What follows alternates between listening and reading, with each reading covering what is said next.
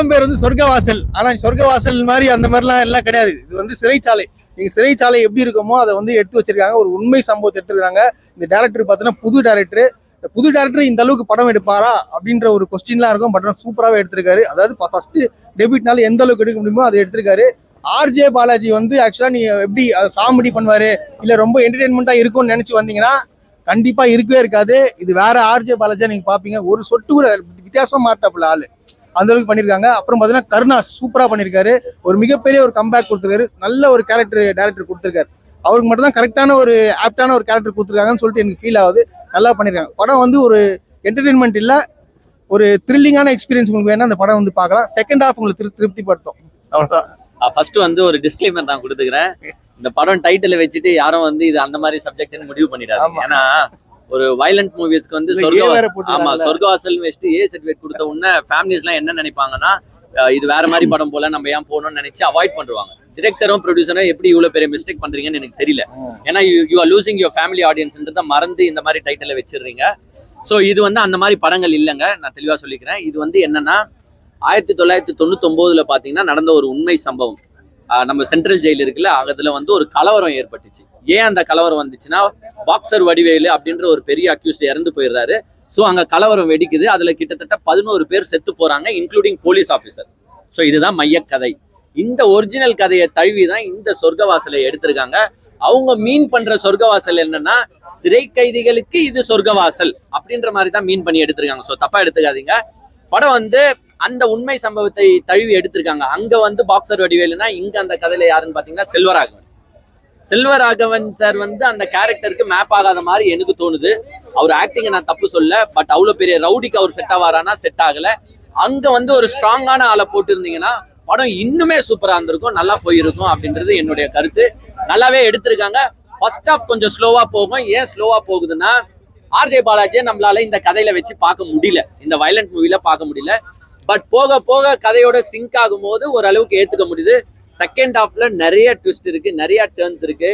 யார் தான் செல்வராகவன் சாரை கொலை பண்ணா, அதுல எதுனா அரசியல் உள்நோக்கம் இருக்குதா அப்படின்றது உட்பட சமய கிளைமேக்ஸ்ல ரிவீல் பண்ணிருக்காங்க.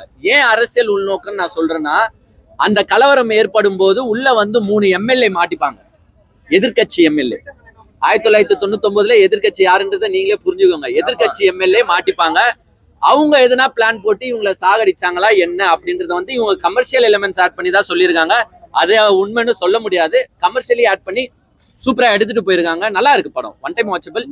செல்வராகவன் சார் கேரக்டர் மட்டும் வேற யாருக்குன்னா ஒரு நல்ல ஜைஜாண்டிக்கா ஒரு வெல் நோன் அக்யூஸ்டுக்கு, ஃபார் எக்ஸாம்பிள் யார் தெரியுமா நான் சொல்றேன், பொல்லாதவன் படத்துல கிஷோர் வருவாரு, கிஷோர் தானே அவர் பேரு, அவருக்குலாம் கொடுத்துருந்தீங்கன்னா இன்னும் கொஞ்சம் நல்லா இருந்திருக்கும். ஒரு பெரிய ரவுடி செத்து போனா ஜெயில் இப்படிதான் கொந்தளிக்கும் அப்படின்ற மாதிரி இருந்திருக்கும், ஒட்டி பார்க்க முடியும். பட் செல்வராகவன் சார் இதுக்கு செட் ஆகாத மாதிரி எனக்கு தோணுது. வேற எதுவும் இல்லை, நல்லா இருக்கு படம். கருணாஸ் கேரக்டர் தான் மெயின் கேரக்டர். அதை ஓபன் அப் பண்ண நான் விரும்பல. கருணாஸ் கதை இம்பார்ட்டன்ட் கேரக்டர். நீங்க போய் பாருங்க, நல்லாவே இருக்கு, ஒன் டைம் வாட்சபிள். ஃபேமிலிஸ் கூட வந்து பார்க்கலாம். இன்னும் கொஞ்சம் ரத்தம் தெரியும், வேற எதுவுமே கிடையாது. சொர்க்கவாசல் ஏன்னு ஒண்ணு தப்பா நினைச்சுக்காதீங்க, நல்லாவே இருக்கு படம், ஒன் டைம் வாட்சபிள். நட்டி வந்து அவர் இன்வெஸ்டிகேஷன் ஆபீசர், சும்மா வராரு, பேசுறாரு, அவ்வளவுதான். அவர் பெரிய கதை எல்லாம் இதுல அடிக்கடி வந்து ஒரு அஜீரண கோளாறு ஏற்படுது, அது சரி பண்ணணும். ஆமா, அசிடிட்டி. அத மேபி ப்ரொடியூசர் கிட்ட கேட்டா அவரே காசு கொடுத்துருப்பாரு. எதுக்கு மாதிரி பண்றாரு அது அன்வான்டடுங்க. நான் ஒன்னு பண்ணனும் கேட்டா அசிடிட்டி பிரச்சனை, டெலிஷன் தான் தரணும் போல, நம்ம வேற வழி இல்ல. இந்த மாதிரி எல்லாம் அன்வான்டடா ஆட் பண்ணாதீங்கன்னு. எதுக்கு அது சிங்க் ஆகல, கேரக்டரும் வரல. ஒண்ணு திடீர்னு அசிடிட்டி வந்து அவர் செத்து போற மாதிரி நீங்க காட்டிருந்தாங்க, பரவாயில்ல. அன்வான்டா காட்டிருந்தான். படம் வந்து நான் ஒன்னே சொல்லிக்கிறேங்க, இந்த காலத்து ப்ரொடியூசர்ஸ்க்கும் டிரெக்டர்ஸ்க்கும் சரி, வரதுக்கு முன்னாடியே ஏங்க ஃபயரா இருக்கும், நெருப்பா இருக்கும், அப்படி இருக்கும், இப்படி இருக்கும், பிரியாணி போட போறோம் உள்ள போங்கன்னு காட்டிட்டு உள்ள கஞ்சி சாதம் போட்டாதான் நம்ம டென்ஷன் ஆகும். இதெல்லாம் அன்எக்ஸ்பெக்டட் மூவி. இதெல்லாம் வந்து நல்லா இருக்குமா இல்லையா அப்படின்னு பார்த்து வர படங்கள். உங்களுக்கு 20 to 30% சாட்டிஸ்ஃபை பண்ணாலே போதும்ன்ற ஆடியன்ஸ் எஞ்சி கை தட்டுவான். நல்லா தான் இருக்கு, ஒன் டைம் வாட்சபிள். தேங்க்யூ. படம் எல்லாம் சூப்பரா தான் ஸ்டோரி சூப்பரா இருக்கு. ஆக்சுவலா எனக்கு ஓவராலா ரொம்ப பிடிச்சது. ஃபர்ஸ்ட் ஹாஃப் விட செகண்ட் ஹாஃப் வந்து ரொம்ப சூப்பரா இருந்துச்சு. ஆக்சுவலி யூஸ்வலா நம்ம ஃபேமிலியா இருக்க மாதிரி அதுக்கேற்ற மாதிரி அந்த ஜானர்ல தான் இருக்கும். இது ஆக்சுவலா ரொம்ப யூனிக்கா இருந்துச்சு. ஒருத்தவங்களோட ரோல் சூப்பரா பண்ணியிருந்தாங்க. ப்ரோ வயலன்ஸ் இருக்குதான், அது டிபெண்ட்ஸ். இப்போ அவங்க பார்த்து அவங்க அப் அண்ட் ஆகுங்களா என்னன்னு தெரியல, பட் நல்லா இருந்துச்சு ஆக்சுவலா. சூப்பரா இருந்துச்சு இப்போ எல்லாமே. ஸ்டோரி வைஸ் சூப்பராகவே இருக்கு. ட்விஸ்ட் இருக்கு, செகண்ட் ஹாஃப்ல தான் ட்விஸ்ட் சூப்பரா இருக்கு. லாக் எல்லாம் இல்லை ப்ரோ, நான் என்ஜாய் பண்ணி பார்த்தேன், என்கேஜிங்கா இருந்துச்சு படம் பார்க்கறதுக்கு. அவரோட கேரக்டர் வந்து ஆக்சுவலா ரொம்ப சூப்பர், நான் எக்ஸ்பெக்ட் பண்ணல, ரொம்பவே நல்லா இருந்துச்சு ப்ரோ. சூப்பரா இருக்குண்ணா. ஸ்டோரிஸ் நல்லா இருந்துச்சு. நார்மல் பர்சன் ஜெயிலுக்குள்ள போனா எப்படி ரியாக்ட் ஆகிறோம், அவனை எப்படி மாத்துது ஜெயிலுங்கிறதா. நல்லா இருந்துச்சு.